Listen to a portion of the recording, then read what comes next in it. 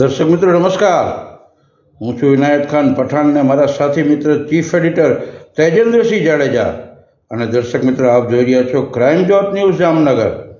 હવે જોઈએ જામનગરના આગળના વિગતવાર સમાચારો. દર્શક મિત્રો, જામનગર મહાનગરપાલિકાની સ્ટેન્ડિંગ કમિટીના ચેરમેન માનનીય શ્રી નિલેશભાઈ કગથરાના અધ્યક્ષસ્થાને મળી હતી.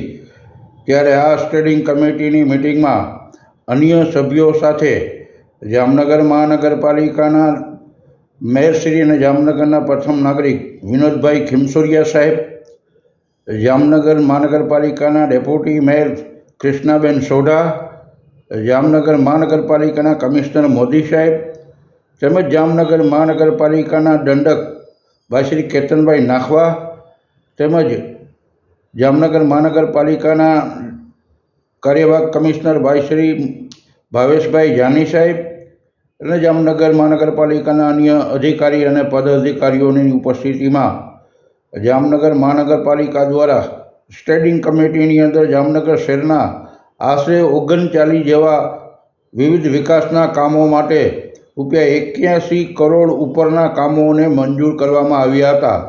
ત્યારે આ પ્રસંગે આ મિટિંગની અંદર ઉપસ્થિત સર્વે સભ્યશ્રીએ બહાલી આપી હતી. હું છું ઇનાયત ખાન પઠાણ અને આપ જોઈ રહ્યા છો ક્રાઇમ જોત ન્યૂઝ જામનગર. જય હિન્દ, જય ભારત. જામનગરના નગરજનોને નમસ્કાર.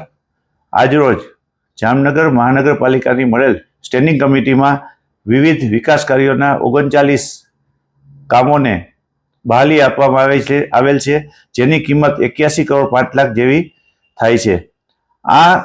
આજના કામોમાં મહત્વના જે કામો છે, જેમાં આગામી બજેટની અંદર જે જોગવાઈ કરેલી હતી, અમે જે કીધું હતું કે રણમલ તળાવ પાર્ટ 2 અને પાર્ટ 3 ને ડેવલપ કરશું, જે કામનું આજે 38.82 કરોડના ખર્ચ સાથે મંજૂર કરવામાં આવેલ છે.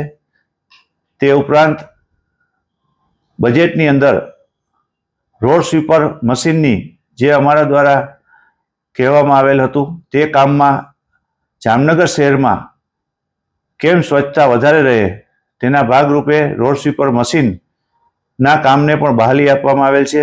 તેમજ ધારાસભ્યશ્રીને મળતી 100% ગ્રાન્ટમાં 79ના ધારાસભ્ય શ્રી દિવ્યેશભાઈ અકબરી દ્વારા સૂચવેલ કામને પણ બહાલી આપવામાં આવેલ છે. તે ઉપરાંત સાંસદ સભ્ય શ્રી પૂનમબેન માડમ દ્વારા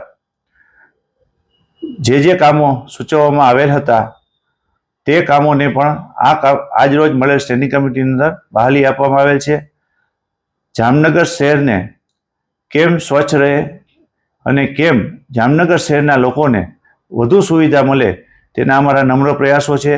આ તળાવની પાર્ટ 2 અને 3ની અંદર લોકોની જે ડિમાન્ડ હતી કે સાયકલિંગ ટ્રેક, તો આ પ્લાનની અંદર સાયકલિંગ ટ્રેક, જોગિંગ ટ્રેક તેમજ લોકોને, સિનિયર સિટીઝનને બેસવા માટેની અલગ વ્યવસ્થા જેવી વિવિધ બાબતોનો સમાવેશ કરવામાં આવેલ છે.